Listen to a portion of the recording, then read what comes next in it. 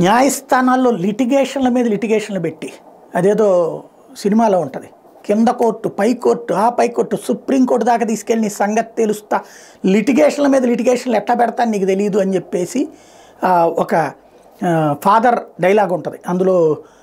ఇది నాని సినిమా అనుకుంటా, నానినో లేకపోతే రాజచంద్ర సినిమా అదే ఒక డైలాగ్ ఉంటుంది, దాంట్లో ఈ గొడవ అంతా ఉంటుంది. లేకపోతే సంథింగ్ ఒక హీరో ఈ మధ్యకాలంలో చూసి, అంటే చాలా పాత సినిమానే కాకపోతే అమ్మాయికి సంబంధించినటువంటి ప్రేమది గొడవ జరిగితే, అంటే పెళ్లి చేసుకోవడానికి వచ్చినటువంటి సందర్భంలో అబ్బాయి గురించి భయపడిపోయి అమ్మాయి పారిపోతుంది అనమాట. ఆ సందర్భంలో అసలేంటి అంటే ఏం తెలియకుండా ఎట్టా పెళ్లి చేసుకుంటాననేటువంటి సీన్ నుంచి విగినైతే ఆ అబ్బాయి తండ్రి తను లాయర్ కావడంతో వీళ్ళ మీద కేసులు పెట్టి వేధిస్తుంటాడు. అప్పుడు ఈ డైలాగ్ చెప్తాడు అనమాట, నిన్ను ఎక్కడి దాకా తీసుకెళ్ళాలి అక్కడి దాకా తీసుకెళ్తాను, ఏడిపిస్తానని చెప్పేసి. అంటే న్యాయస్థానాలలో ఉండే సూక్ష్మమైనటువంటి పాయింట్స్ని అడ్డం పెట్టి ఎట్ట ఏడిపించవచ్చో జగన్ని వీళ్ళు ఆడుకుంటున్నా ఏడిపిస్తున్న లెక్కలు అర్థమవుతుంది. అట్లాగే తమ తప్పులు కవర్ చేసుకునేటువంటి తీరు, 20 సంవత్సరాల పాటు రోడ్డుకి సంబంధించిన వైడనింగ్ ఆపగలిగారు బెజవాళ్ళు అంటే ఏ స్థాయి లిటిగేషన్స్ పెట్టగలరు.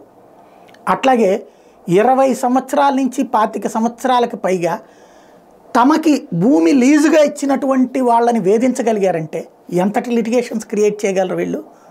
అట్లాగే ప్రతి జిల్లాలో ఎక్కడికక్కడ బ్యాంక్ అకౌంట్లో చిట్టు డబ్బులు వెయ్యాలన్న రూల్ ఉంటే అది పట్టించుకోకుండా హైదరాబాద్లో పెట్టుకుని దాని చుట్టూ వేరే వ్యాపారాలకు మళ్లించుకుంటా దాన్ని విచారణ జరగనీయకుండా ఎంత ఆటలాడుతున్నారు.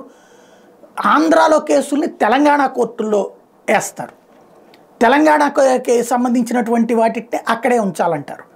అట్లాగే కోర్టుకి ఎలాంటి లిటిగేషన్స్ పెడతారు, ఫస్ట్ దీని మీద సంగతి తేల్చండి అంటే అబ్బాయి అది కాదు ఇంకో సంగతి తేలుద్దాం అని చెప్పేసి, అంటే పొద్దున్నే వాళ్ళు ఎందుకు వచ్చారు సాయంత్రం ఎందుకు వచ్చారు మమ్మల్ని వేధించడానికి, ఇట్లాంటి నాటకాలతో అసలు నిజమైనటువంటి మార్గదర్శి చిట్ ఫండ్స్ నిబంధనలు పాటిస్తుంది. ఒకప్పుడు పోనీ వీళ్ళు నీతివంతులు అనుకోవడానికి మార్గదర్శి ఫైనాన్స్ అట్లాగే అనుకున్నారు అందరూ, తెరా చూస్తే అనుమతి లేకుండా ఫైనాన్స్ నడిపారని తేలింది, మూసేశారుగా. మరి నిబంధనలకు అనుగుణంగా పాటించే వాళ్ళు అయితే అది ఎందుకు మూసుకోవాల్సి వచ్చింది.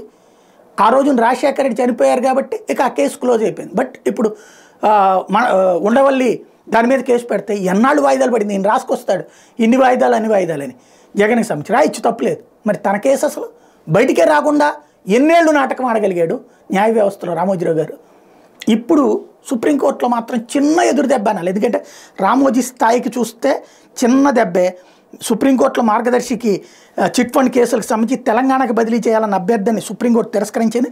మార్గదర్శి పిటిషన్ డిస్మిస్ చేసిన సుప్రీంకోర్టు ఏపీలో నమోదైన కేసులను బదిలీ చేయడానికి తగిన కారణాలు ఏమీ కనిపించడం లేదండి, మార్గదర్శి పిటిషన్లు అనుమతించే ప్రసక్తే లేదని సుప్రీంకోర్టు. కేసు విచారణపై స్టే కావాలనుకుంటే ఆంధ్రప్రదేశ్ హైకోర్టుని అడగమంది, కేసును కొట్టేస్తే పిటిషన్లన్నీ నిరర్ధకమే కదా అని వ్యాఖ్యానించింది.